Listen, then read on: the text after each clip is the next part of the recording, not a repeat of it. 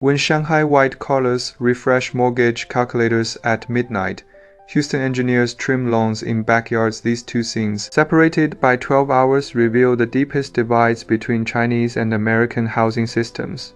In China, homes are survival essentials tied to education and healthcare resources.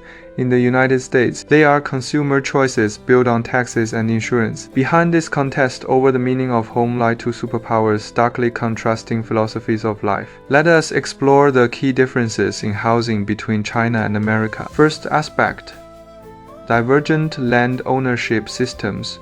When purchasing an apartment in China, buyers acquire not land ownership but a 70-year land use rights certificate. This resembles leasing a city pass that requires renewal fees upon expiration, while the land perpetually remains state property in Texas.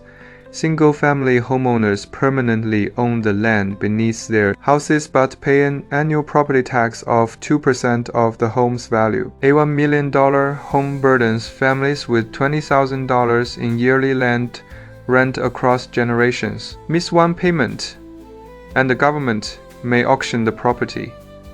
This contrast originates from historical roots.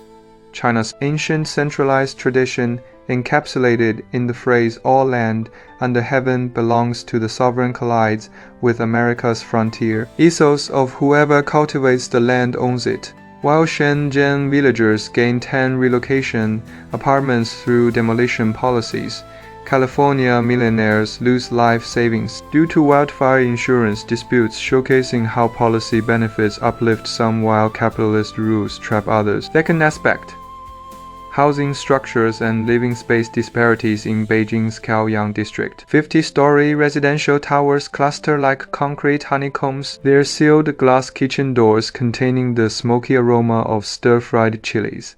In Florida, wooden villas boast 6-meter-high living rooms and open kitchens fragrant with baking apple pies, yet these charming structures hide costly traps: $3,000 annually for termite control and $1,500 for hurricane-proofing roofs. Urban Chinese residents average 36.7 square meters of living space per person, just 54% of America's 67 square meters. This gap manifests vividly.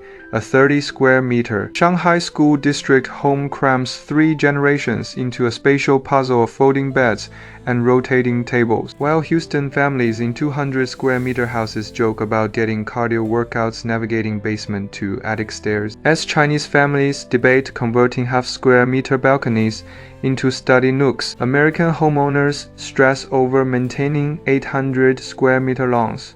Third aspect: the hidden economics of housing prices. While New York's median home price appears 1.5 times higher than Shanghai's, hidden costs reverse the narrative. Chinese buyers might deplete parents' life savings for down payments, but secure 4% mortgage rates. American middle-class families easily obtain $300,000 loans, only to see 8% interest rates, double total repayments. Depreciation patterns deepen the contrast.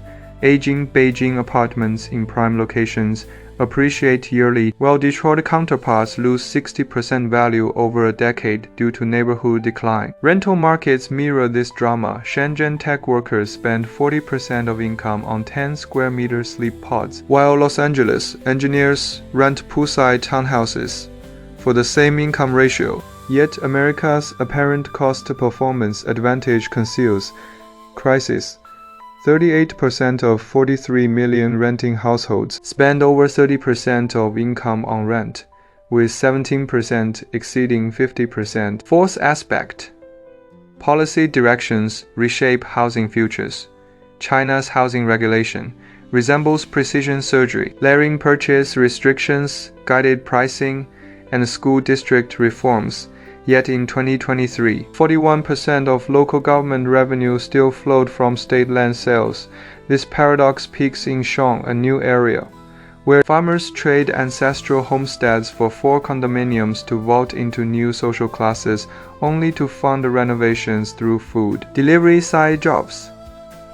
America's housing narrative rides capitalist extremes. The 2008 subprime crisis displaced 9 million families. Today's 7% mortgage rates under Federal Reserve hikes leave Las Vegas investors staring at 3,000 repossessed house. Keys in storage units. Meanwhile, China's government-led campaign to complete stalled construction projects sees homeowners camp at building sites with wedding photos, demanding their promised homes.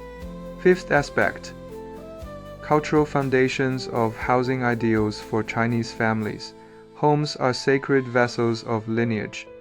The collective sacrifice of 6 family wallets funding down payment stems from a 2,000-year belief that no family is complete without a house. Beijing's renovated Xi-Yuan courtyard homes preserve clan records on salvaged walls, while Guangzhou's handshake buildings maintain incense rituals in narrow alleys. This cultural obsession fuels China's 90% homeownership rate, dwarfing America's 64%. Americans enshrine mobility in their national DNA, from pioneer wagons to modern RV culture. Migration symbolizes freedom. Silicon Valley engineers relocate every 3 years, chasing innovation trends, while retirees trade houses for mobile homes to explore national parks. Yet this liberty turns precarious during crises. 72% of America's 2 million homeless individuals are new, or who lost housing after unemployment. Final aspect: what defines your ideal home? As Suzhou-style rock gardens grace New York, apartments and Texas ranchers sell Chinese courtyard homes via TikTok live streams, cultural boundaries blur, yet core tensions persist. Chinese families agonize over 70-year policy uncertainties, while Americans wrestle with annual tax bills. Beijing parents queue overnight for school admissions, as Houston teachers prepare lessons in uninsured garage classrooms. The ultimate revelation emerges in midnight calculations. Chinese homeowners compute interest savings from early repayments, while American families monitor hurricane alerts and relocation costs at dawn. As sunlight filters through Shanghai's glass towers and Houston's cottage windows, both households make identical choices. All keep investing their futures in housing's sweetest, heaviest burden.